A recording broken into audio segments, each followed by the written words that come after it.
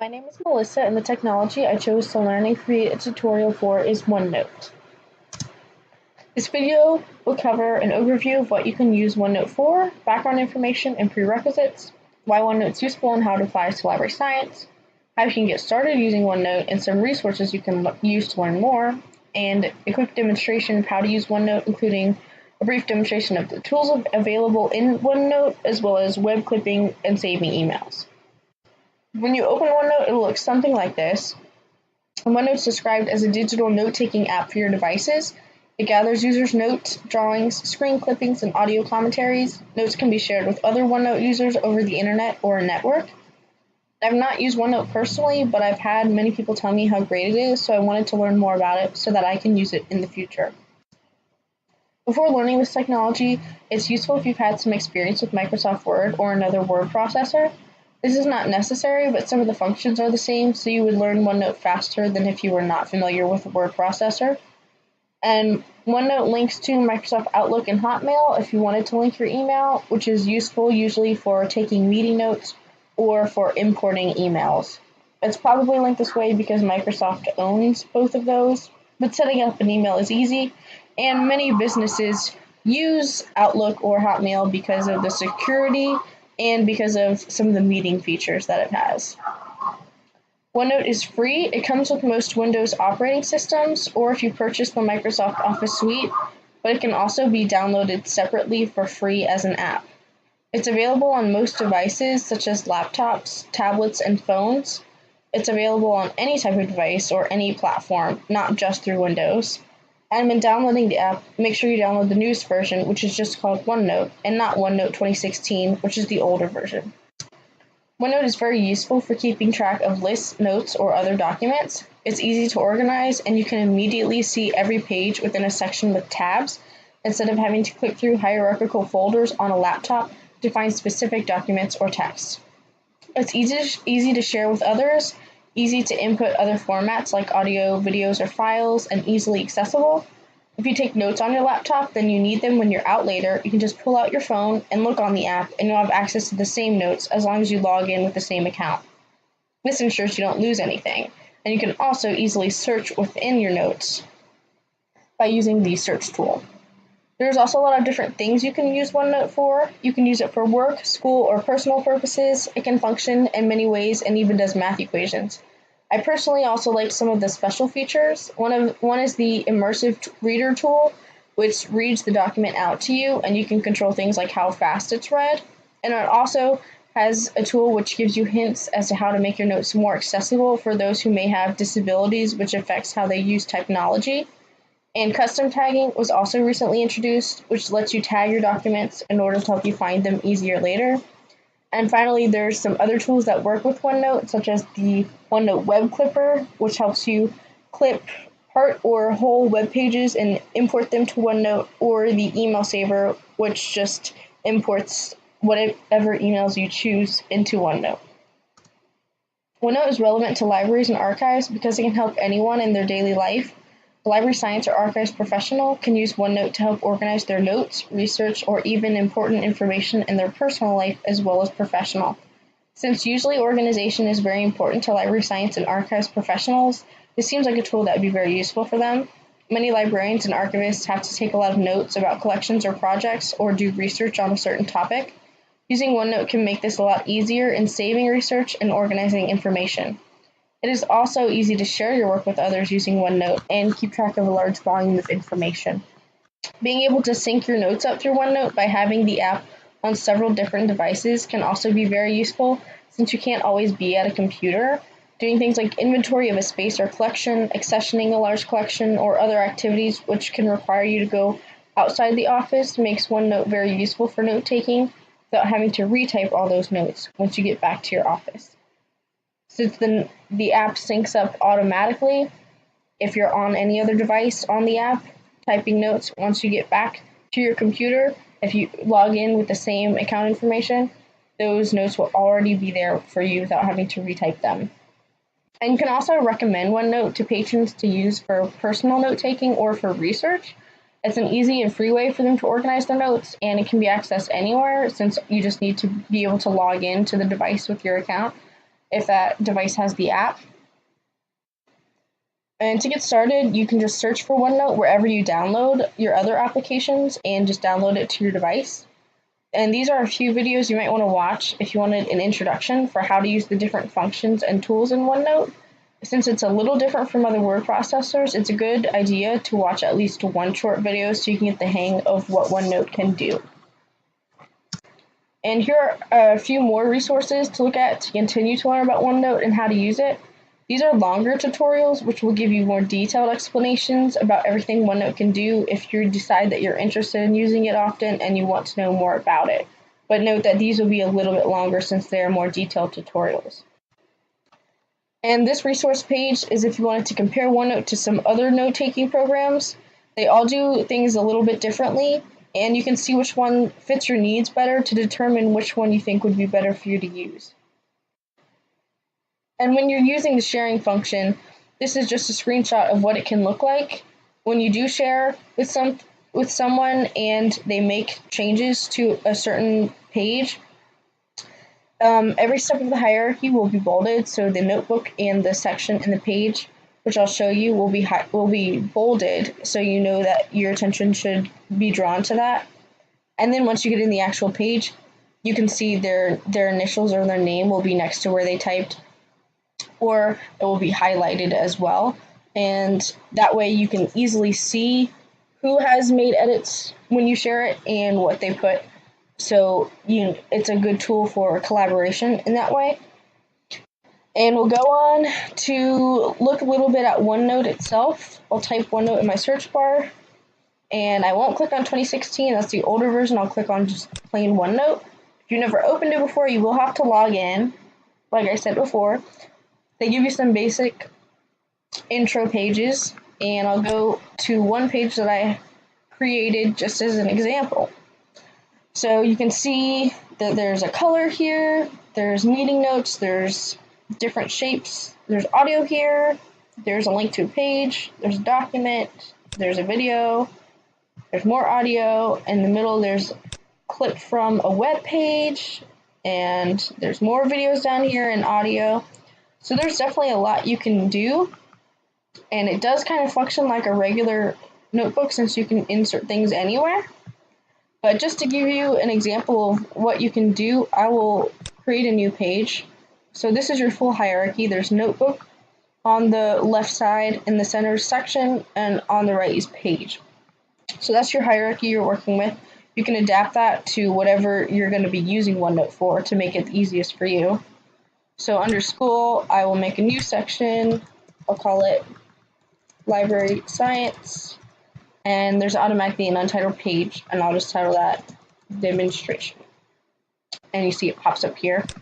And that's the last time it was edited. So first note, you can click anywhere you want. So just like a normal notebook, a physical notebook, you can write anywhere.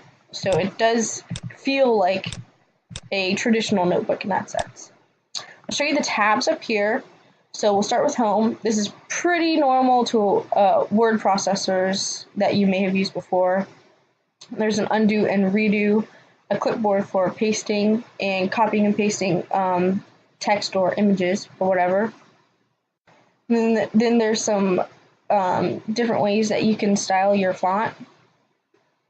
There's size, there's bolding, italicize, all of this, the paint functions, the bulleting, numbering, indentation, those are just for the text styling that you've probably seen before. Also heading styles, which you may want to use. And then the thing that's different is here is the tags that you can create. So there's some ones already there for you, or you can create your own. You just click you choose an icon, and you choose a name, and that's how you create your own. It's pretty simple. You can tag an entire page by tagging the heading here, or if you want to type anywhere, just say hello. I just want to tag this one section because I want to make sure I go back to it. Then I go to my tag, and you can see that the icon's there, so I know it's tagged. And if I want to search for that later, I'll go over here above the hierarchy, click on the magnifying glass. I will search for demo, hit enter. See, it automatically comes with pages and all notebook. So you can limit which notebook you're searching, And if I want to search tags, I just hit tags. Now sometimes it won't automatically come up because it takes a second to understand that you have tagged something. So if you immediately turn around and search for it, that might happen to you, which has happened to me before. But you can see we do have a tag here that says demo. So now if we search for it, see, it just took it a few minutes or a few seconds just to get in there, but now it knows it's there. So don't let that discourage you if immediately you can't find it. But it brings me right to here, and it tells me where it is. So if we'll X out of that, and we'll go on to our next tab, Insert. There's Undo and Redo again. You can insert a table, you can make it however big you want, and for all of these that you insert, you can move them around anywhere in the document. You can start typing anywhere you want in this table. You can insert a file that'll open your browser. I can just click on the file and it's there. And you can just double click on it and it'll open the file. You can also do the same thing for PDFs. And for pictures, that could be from something that's saved on your computer. You can take a picture from the camera that's connected to the device. Or if you have a picture that's from an online page, you can do it that way.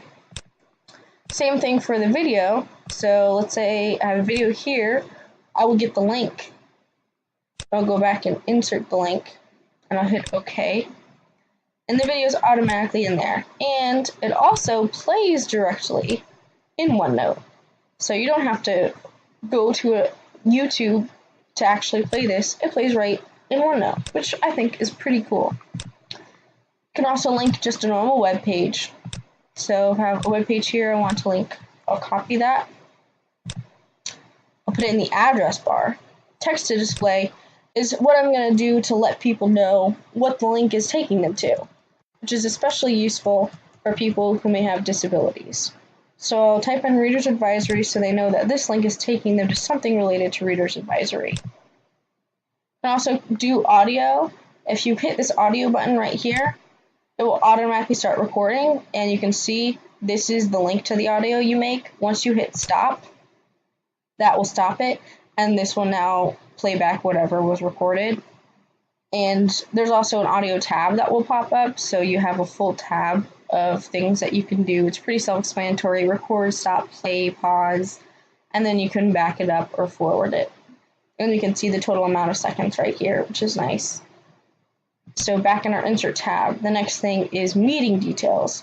So if you hit meeting details, you will need to log into an email, since that's how they get the meeting details. But then you can click on any day you want. So if you want to do it after a meeting's been held or before a meeting's been held, you can do that. You can see there's a meeting for today that I created as a demonstration. If I click it, automatically these details will pop up. So I'll get rid of this box over here. I'm going to scroll down, and I'm going to bring this down, and it gives me the date, location, the message, and the participants. So if you wanted to take notes for a meeting, that's a really easy way to get information about it, so that if you're looking back, you know exactly what meeting this was and who was there and where it was. So that's useful for work especially. There's also these symbols you can insert, which are just special symbols that are pretty normal to word processors. On our Draw tab, this is probably pretty similar to other different applications you've used, like Paint. A little less detail oriented. There's restrictions to what you can do, but you can do a few things here. This is just the mouse icon, going back to that, since we will be switching from that in the Draw tab. This is called a lasso, which is how you select things. Since this is a notebook, you could have a lot of different formats in here, not just text, and so your traditional highlighting with your mouse won't always work. So the lasso is a way just to get any format that's on the page highlighted, so you can do what you want with it. And this one right here is just to insert or remove space. It's kind of like hitting the insert or enter tab on a word processor that's just text that creates more space, but since as I said, this is not just text. That will just make extra space or remove extra space to change your formatting. These are the drawing tools. There's an eraser, and then there's various pens and markers that you have. You can also add some if you wanted to be fancy and make it look cute. You can insert shapes, which are lines, basic shapes, or graphs, if you wanted to do that. Or if you wanted to draw your own, you can click a pen here, and I'll try to draw a square as best I can. It doesn't look super great, so if I lasso it, and I hit ink to shape,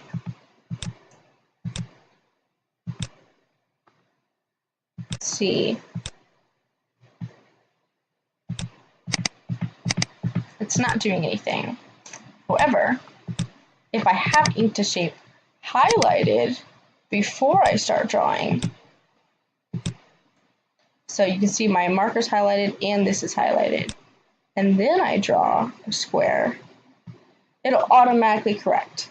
So that's one thing that I had to learn the hard way, and some of these things you'll have to figure out, but you should highlight that before you start drawing, and it'll automatically correct what you're drawing.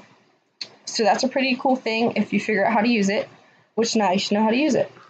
And then finally, if you're just drawing text, so if I'm drawing like 5, but it doesn't look so great because my handwriting is pretty bad, I'll go to the lasso.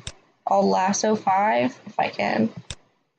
There's 5, and I'll hit this ink to text, and that'll make it come up. And it's important to note, you cannot hit ink to text before you start drawing, which is different than the shape. You'll have to lasso and then ink to text. But that can just make your formatting appear a little better, especially if you're writing on a tablet with a pen or something and your handwriting's not the best. The next tab here is View. So you can just view it differently. There's the navigation panes that'll take you through different panes. You can make a new window. And there's also our immersive reader. So I'll click on that and it'll open something different. This is actually reading the document. Whatever text is in the document will be read if you just hit this play button down here. Hello.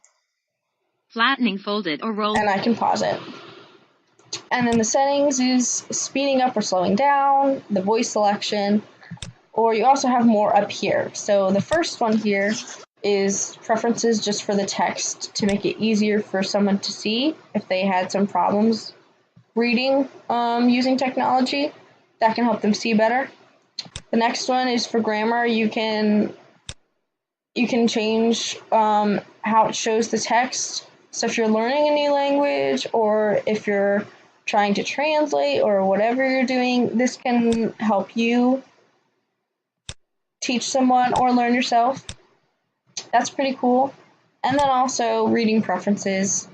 This also translates into a different language, which can be useful also if you're learning language, or if you want to send this to someone who speaks a different language. So that's mostly what the immersive reader does. We'll hit this back arrow at the top left. So we're back to our main screen. The next two ones are just adjusting how zoomed in you are and how big the page appears.